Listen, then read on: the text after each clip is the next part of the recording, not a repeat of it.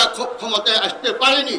হাসিনা ক্ষমতা আসার সাথে সাথে তার বিরুদ্ধে যে 15টি মামলা হয়েছিল, আদালত সে মামলাগুলোকে এমনি অটোমেটিকভাবে খারিজ করে দিয়েছে। আর বিএনপির খালেদা জিয়ার মামলা খারিজ হয়নি। এই বিমাটা শুধু আইন দ্বারা যদি দেশ পরিচালিত হয়, কোশ্চেনকালের জন্য মানুষের ভাগ্যের পরিবর্তন এবং দেশের মানুষের উন্নতি সাধিত হবে না, কিন্তু এটাই।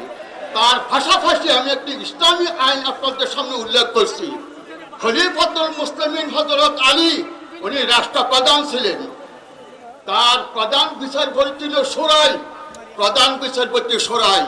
হযরত আলীর একটি যুদ্ধের পোশাক এক ইহুদি চুরি করে নিয়ে গিয়েছে। হযরত আলী নিজে গিয়ে শোরাই আদালতে মামলা করেছে।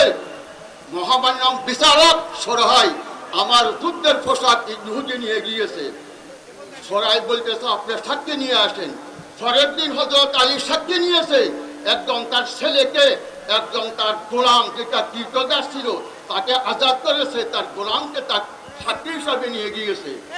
হযরত শোরাই বলতেছে খলিফাতুল মুসলিমিন, সাক্ষী দুইজনের প্রয়োজন, আপনার সাক্ষী একজনও হয়েছে, আপনার আজাদকৃত গোলাম আপনার পক্ষে সাক্ষী দিয়েছে, এটা গ্রহণযোগ্য।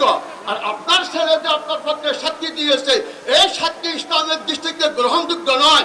এই কারণে আপনার আদালত থেকে আপনার মামলা খারিজ করে দিয়েছে। হযরত আলী আফাদ মস্তক বিচারপতির কথাটাকে মেনে নিয়ে সে আদালত থেকে ফেরত আসছে। দেখেন ইসলাম ন্যায় নীতি এবং কেমন ইনসাফের আইন। কিছু দূরে সেই ইহুদি এই আদালতের এই ন্যায় নীতি এবং হযরত আলীর এই আফাদ মস্তক আইনকে সমর্থন করে দেখার পর সেই ইহুদি বলতেছে আমি আজকে ইহুদি ধর্ম পরিত্যাগ করে আজকে ইসলাম ধর্ম গ্রহণ করলাম, আজকে আমি এটা। সুতরাং যে আইনের বিমতা ছিল বাস্তবায়ন, একজন প্রান্তিক শাসী 5,000 টাকা সেই ব্যাংক থেকে লোন নিয়ে চাষাবাদ করে, আর বড় বড় শিল্পপতিরা হাজার হাজার কোটি টাকা লোন নেওয়ার পর ঋণ খেলাপি হয়, তাদের বিরুদ্ধে আইন স্পষ্ট করে না, তাদেরকে পুলিশ ধরে না, রাষ্ট্রপতি তার বিরুদ্ধে কোনো ব্যবস্থা নেয় না। আর প্রান্তিক শাসীরা যখন নাকি 5,000 টাকা লোন নিয়ে ঠিক মতো কিস্তি পরিশোধ করতে না পারে, কৃষকের হাতের মধ্যে দাঙ্গা করে দিয়ে তাদেরকে জেলে ফাটানো হয়। হাজার হাজার কোটি টাকা তারা লোন নিয়েছে, তাদেরকে আইন স্পষ্ট করে না, কিন্তু এইটাই। সুতরাং এই বিমাতা সুলভ আইন দিয়ে দেশ যদি চলে, কিয়ামত পর্যন্ত দেশের শান্তি আসবে না, কিন্তু এইটাই। আমি আজকে একটি কথা বিশ্বাস করি যে আওয়ামী লীগ দেশকে কিভাবে ধ্বংস করেছে এটার বিস্তারিত বয়ান কিন্তু ঘন্টায় ঘন্টা সময় লাগবে। একটি উদাহরণ পেশ করছি আমি। আপনারা বলতে পারেন আওয়ামী লীগ তো কালভার্ট করেছে, পদ্মা সেতু করেছে, এই করেছে, অনেক করেছে, দেশের উন্নয়ন করেছে। আমি তার একটি নমুনা আমি পেশ করেছি। সে দেশের মঙ্গল করেছে, ধ্বংস করেছে।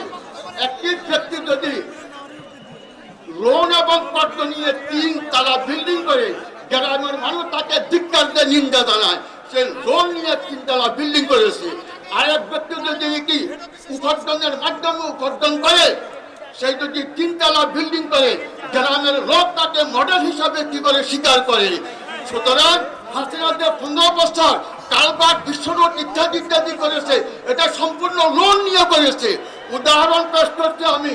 হাসিনা যখন ক্ষমতায় এসছে 2008 সালে বাংলাদেশের অভ্যন্তরীণ এবং আন্তর্জাতিক ঋণের পরিমাণ ছিল 2,00,000 কোটি টাকা। 2,00,000 কোটি টাকা ছিল দেশের অভ্যন্তরীণ এবং আন্তর্জাতিক ঋণ। আর 2024 সালে হাসিনা যখন এই দেশটাকে বিজয় হচ্ছে, তখন বাংলাদেশের অভ্যন্তরীণ